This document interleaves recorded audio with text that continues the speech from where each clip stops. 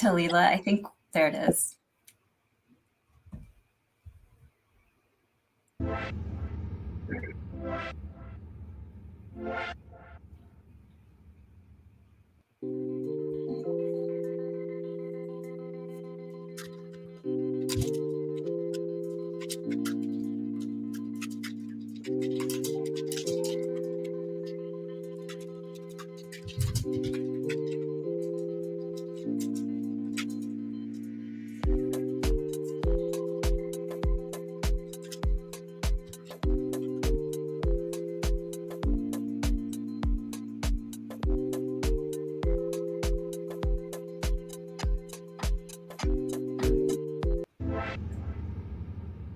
Hello, everyone. Welcome to our LinkedIn Live. There's the music. Hey, I'm not sure if that's... There we go. Yeah. That somebody got excited about that, Joy. What do you think? Yeah, I think the book is going to be a hit. That's what it means. Okay, so hello, everyone. Welcome to our LinkedIn Live session on GenAI at Work, your question answered. I'm Talila Milman, a technology and business transformation expert.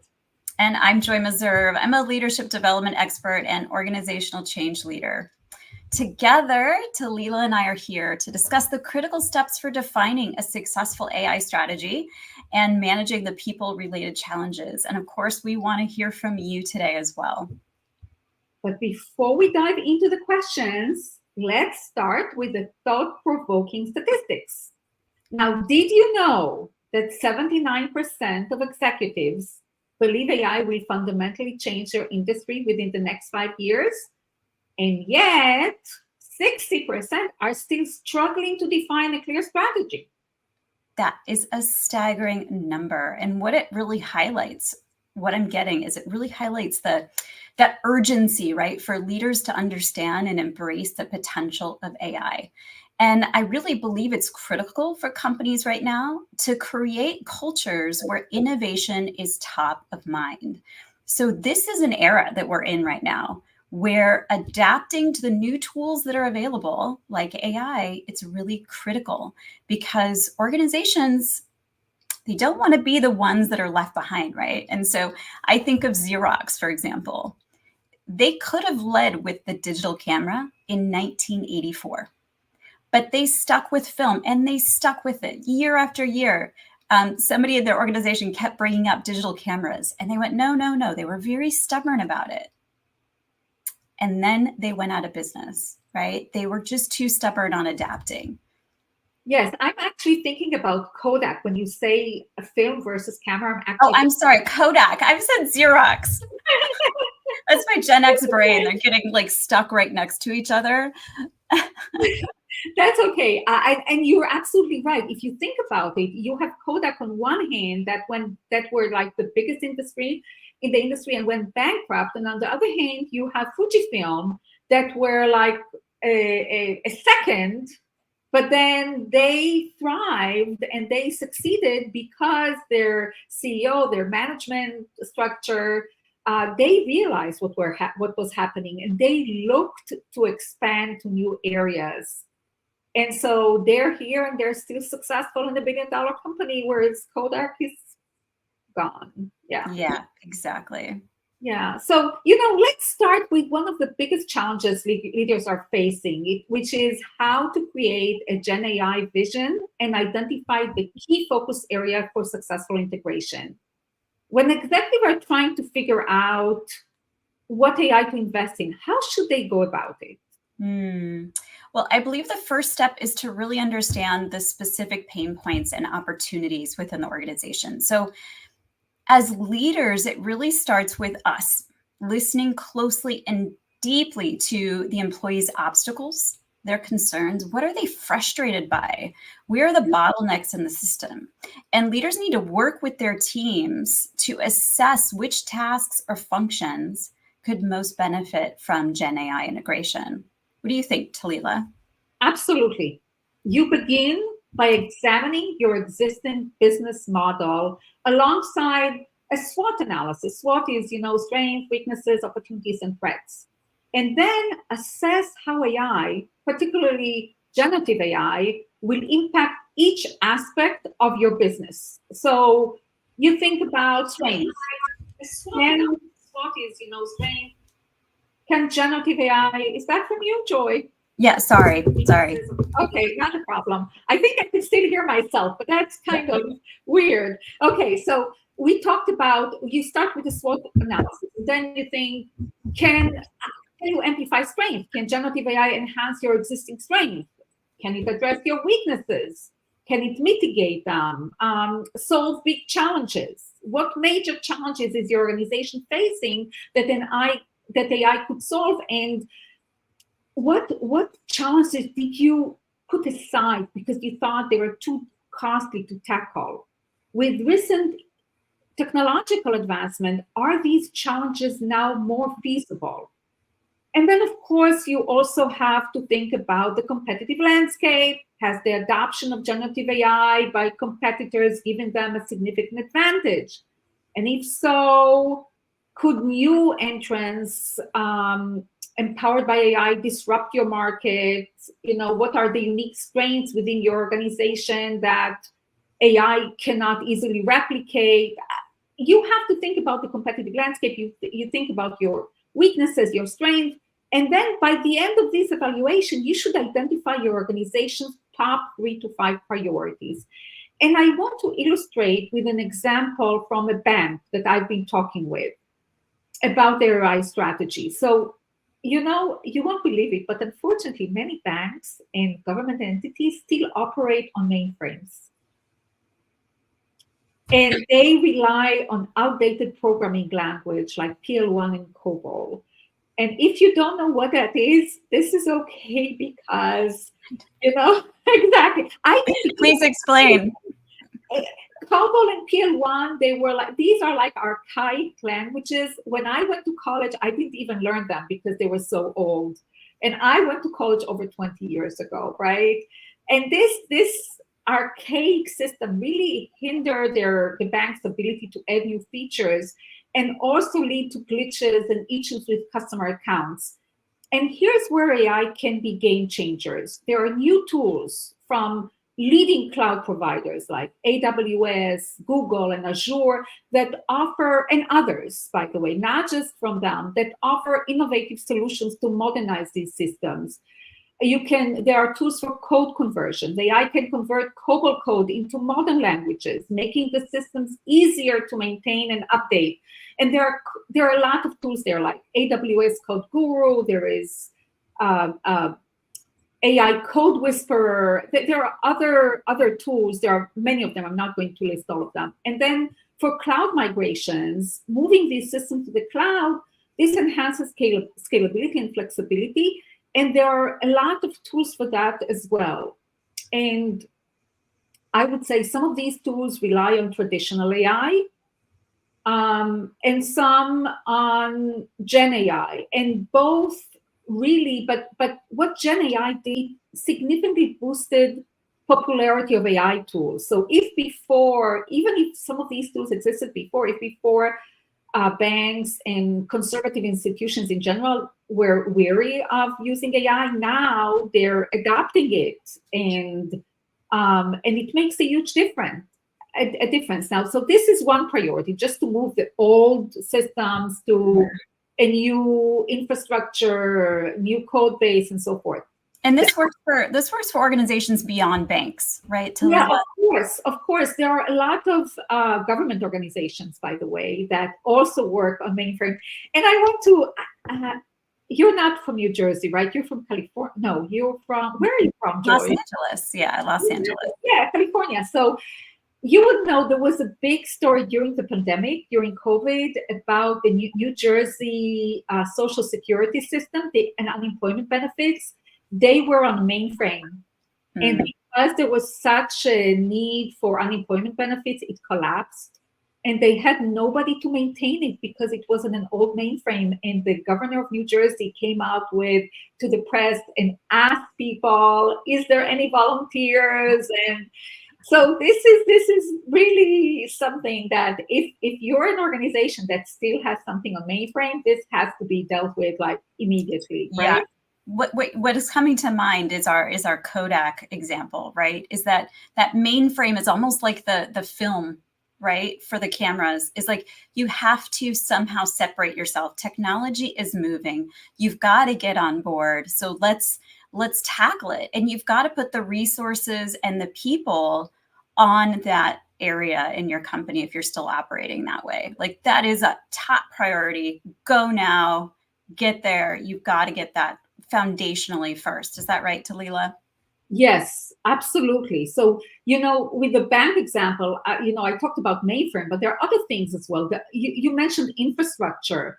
So, consider the amount of data banks hold about their customers. For example, my bank can detect that I have a new car every 3 years because we have lease.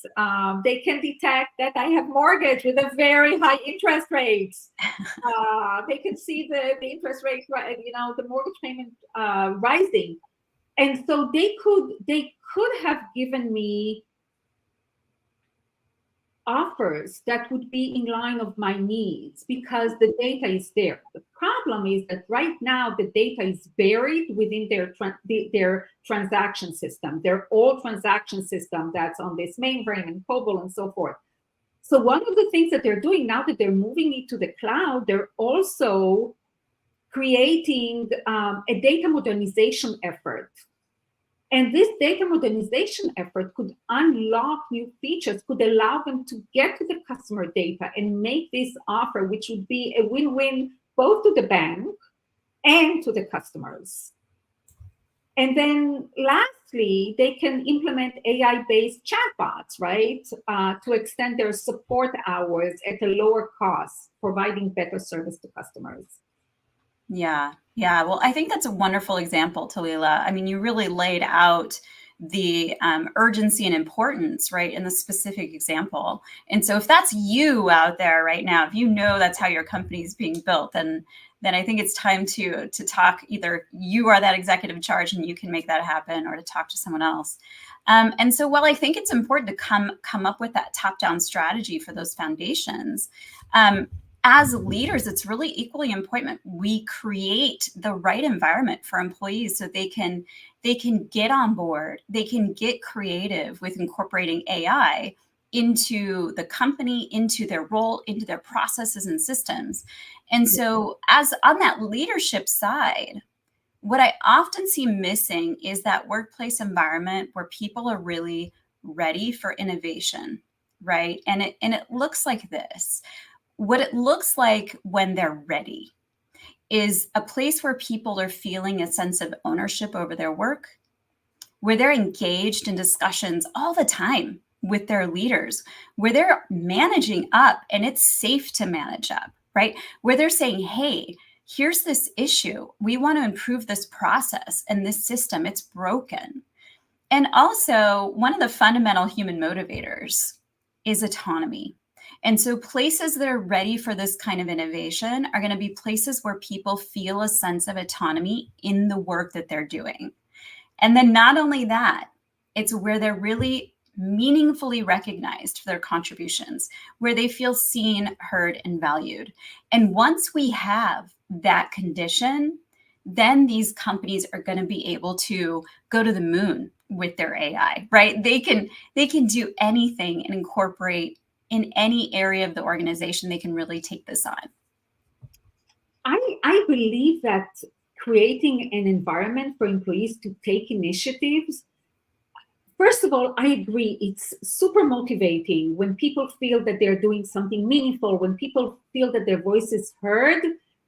It gives them like an energy boost to do more and to come up with creative ideas. I think that it also helps ease the fear and concern about AI in their organization, because a lot of people are kind of afraid that AI will take their job, and so they're kind of holding back. That is such a wonderful point, right? Because we have to ensure that sense of psychological safety. Your job is not only going to stay here, right? it is going to get better and get easier. And that's a form of natural reinforcement. When somebody experiences, my job got so much better and easier because of AI, that is a reinforcer for them to stay and continue and do more. And so that's, I think, the lens to bring into the organization is we're not trying to replace you. We're trying to augment you. We're trying to lift you up so that you can do your highest and best work. And so what I've also seen is that AI in the workplace, it can be a big change, right? Like you're talking about this fear. And it's really making employees partners in this change is really crucial. Making them collaborators, bringing them in, pulling them in, being very transparent along the way. So I want to say this to Leela. Of course, I read your book, right? I did, from cover to cover, the Triumph Framework. It's called, there it is, 7 Steps to Leading Organizational Transformation. And of course, I specifically like the chapter where you included my story. That's probably my favorite chapter. But in your book, I'm just kidding. You really make employee involvement a huge key in this framework. And so I thank you for that. I thank you for highlighting the employee and really calling that to the attention of leaders here. So first of all, Joy, I want to tell you that your story was so amazing. It was one of the best stories because it shows resilience. So to anybody who didn't read the book yet, I'm telling about how Joy kind of figure out from the beginning of the pandemic, she understood the impact, the huge impact it will have on her business. And she took steps to minimize and mitigate and expand the business in other directions. So where other business in this industry kind of closed and didn't do that well, her business thrived and ended up being acquired for a big sum of money. So I thought that was an amazing story. Good to see you, Joy. Thank you.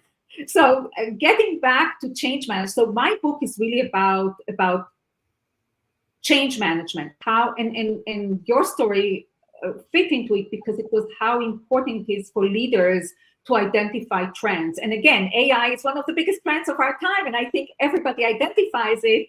I think the really difficulty is how do we manage this change? And Triumph, I provide a framework for driving change, and it is made of 7 steps, each one of them crucial for a successful transformation. The first step is identifying the root of the challenge, which we already discussed, right? It's AI, and we talked about defining strategy and so forth.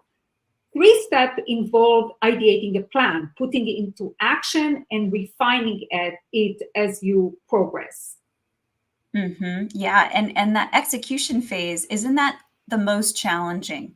Right? It's that everybody's like, okay, I can. It's maybe easier to get people there, but once you're executing, what are those additional pitfalls that you find in this area? So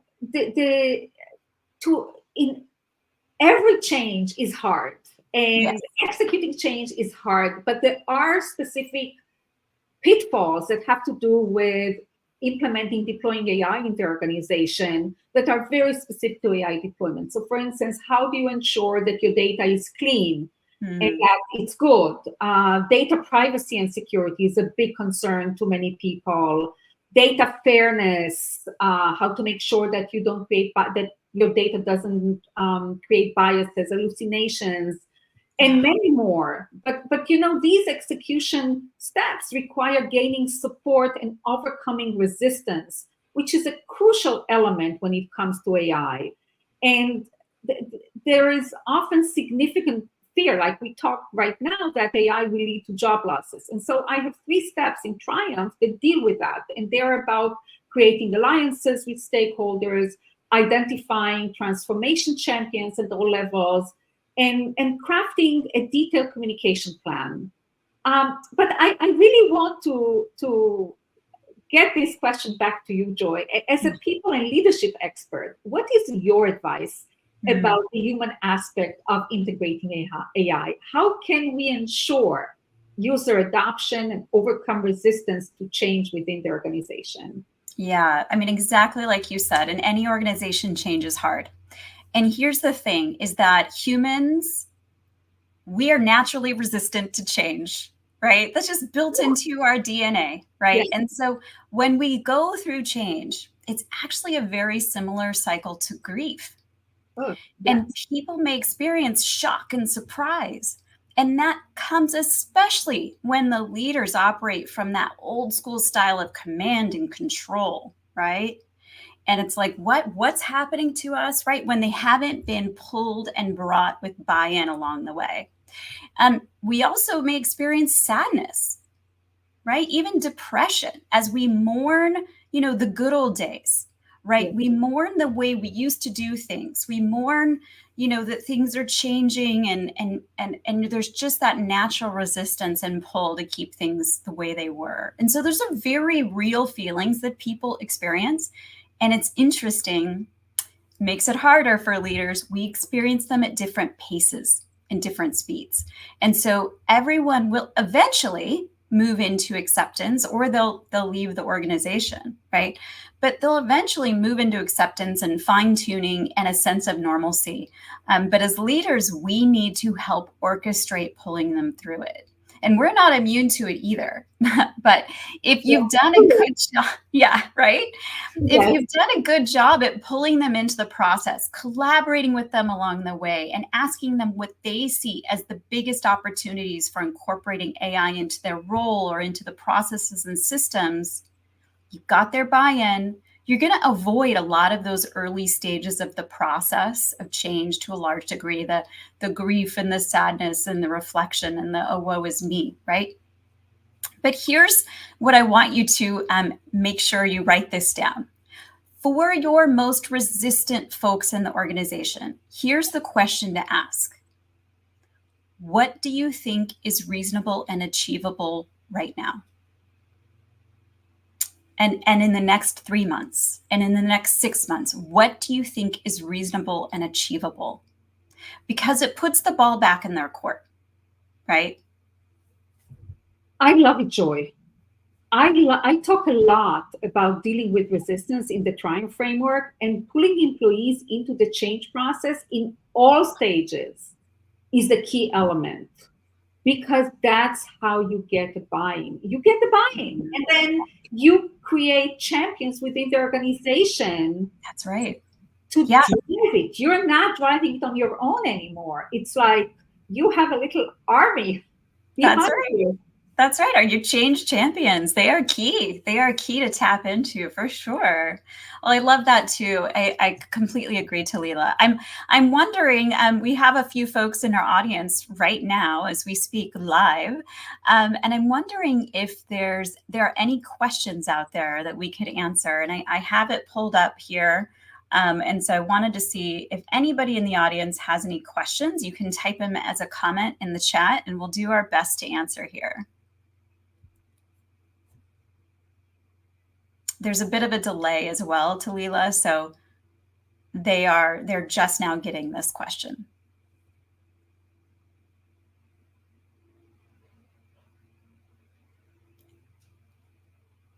I'm going to look at my other screen. The problem with StreamYard is that you don't get these things are, it's distributed. So if I'm looking sideways because I'm trying to look for the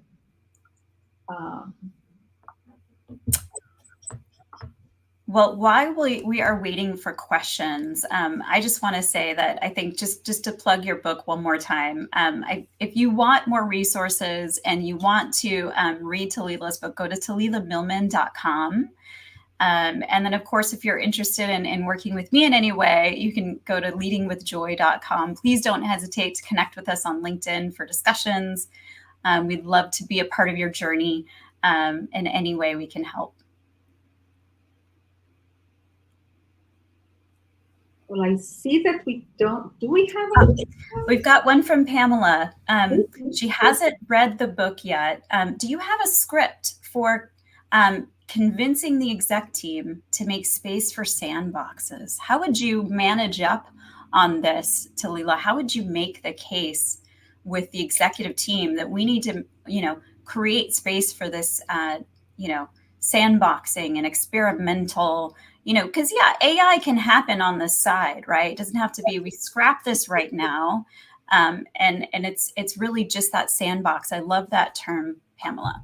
I think this is a great question because you don't want to start right away with deploying something without experimenting and playing around, right? So the approach of sandboxing is a great approach.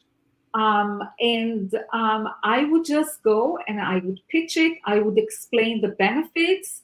And the other thing, one of the things that I talk about in my book, Pamela, is when you try to introduce change and these are things that people are not used to, the best thing is to form alliances. Think who is the easiest to convince. You start with them.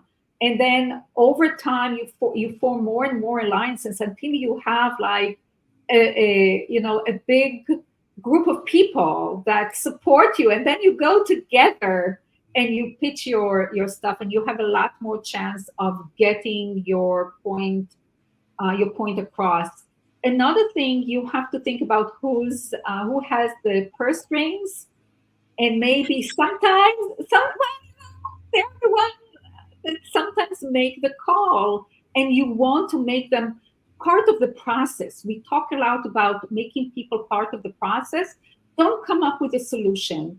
Come up with a problem. Bring it to people that are the decision makers and discuss it with them and see what they say and what are their objections. Usually people objections are rooted in real concerns.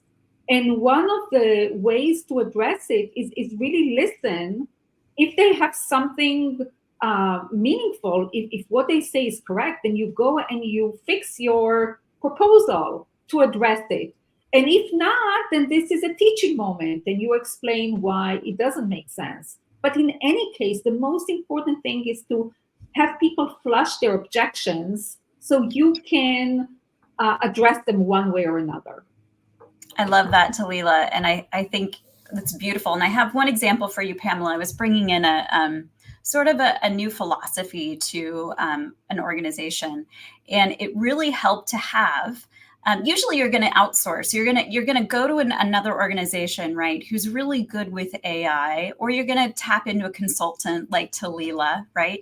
Make sure all of the decision makers you need are in this meeting, in this room, in the first event that happens, right? Like Talila said, the person with the purse strings, maybe your CFO, and really try to get their buy-in to be present when they hear, I guess, for lack of better words, the pitch, right?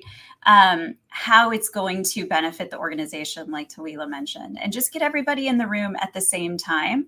They could all form their own opinions about it. You still may have some people who are more resistant to it than others, but I guarantee there'll be a couple people who are excited about the change, and then it's almost like you planted a wonderful seed that can continue to grow.